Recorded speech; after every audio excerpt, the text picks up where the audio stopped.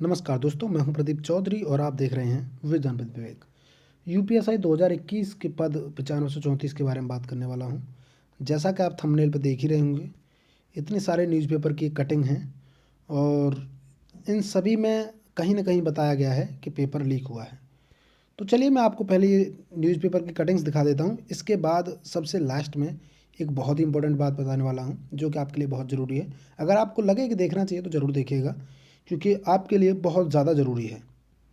तो सबसे पहले, पुलिस भर्ती परीक्षा में धांधली कराने वाले गैंग का पर्दाफाश, 5 गिरफ्तार, आरोपितों में लेखपाल, बिजली निगम कर्मी, अकाउंटेंट शामिल। मैं आपको बस हेडिंग हेडिंग पढ़ के बताऊंगा। इसका भी एक रीज़न है।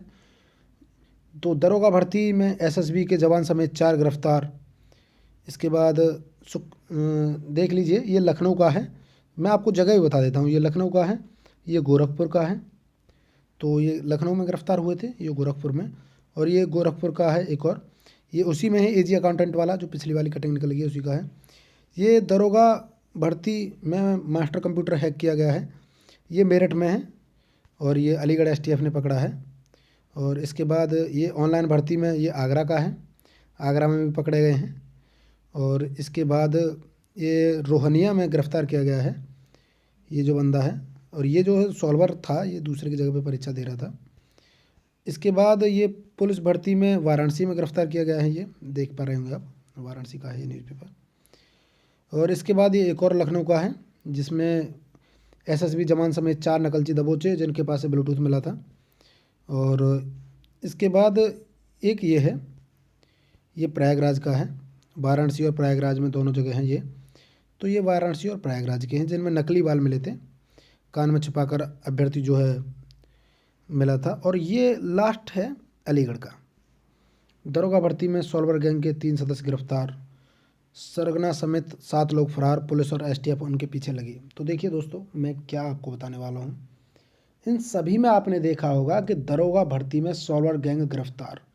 किसी को भी देख लीजिए, किसी भी न्यूज़पेपर को देख लीजिए जिसमें गिरफ्तार उनको किया गया है। इसका मतलब सीधा सीधा है, जितने भी संभवतः पकड़े जा सकते थे, जो भी हैकर, जो भी नकल करने वाले, जिस भी प्रकार के जो मोस्टली जो पकड़े जा सकते थे वो पकड़े गए हैं। और बाकी जो 140 प्लस ऊपर है, 140 प्लस हैं, एसटीएफ ने और यूपी सरकार उस पर संज्ञान ले रही है और उनकी जो है जांच चल रही है। एसटीएफ जांच करने वाली है, ऐसा जानकारी में मिला है। हालांकि ये मैं अभी इसको प्रमाण के साथ आपको नहीं कह सकता, क्योंकि अभी इसका मेरे पास कोई प्रमाण नहीं है, पर ये जानकारी में मिला है। तो अगर ये होता है, ये तो आप जानते हैं, ये तो सब पकड़े ही गए हैं जो मैं आपको दिखा रहा हूँ, और बाकी भी एसटीएफ लगी हुई है।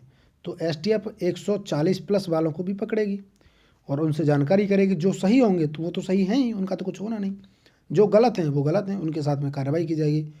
तो कुछ लोग मैंने देखा, एक टेलीग्राम ग्रुप पे एक ग्रोह है जो हर एक, जिसका एक काम रहता है हर एक भर्ती को कोर्ट में ले जाना। और वो जो ग्रोह है वो ज़्यादातर लखनऊ बेस्ड और इलाहाबाद बेस्ड है, क्योंकि इलाहाबाद में बेंच है और लखनऊ में, दोनों में हाई कोर्ट और हाई कोर्ट की बेंच है दोनों जगह पे। तो यहाँ के जो लोकल रहने वाले हैं, जो यहीं रहते हैं, उनका ये एक धंधा है। उनका क्या धंधा है कि 1-2 वकील को सेट किए, और 1-2 वकील साहब को सेट करने के बाद कुछ भोले भाले अभ्यर्थियों से उनको भर्ती कोर्ट में ले जाने के नाम पे, कि हम भर्ती को कोर्ट में ले जाएंगे, हम ये कर देंगे, हम वो कर देंगे, उनके नाम पे उनसे मोटी रकम ऐंठते हैं।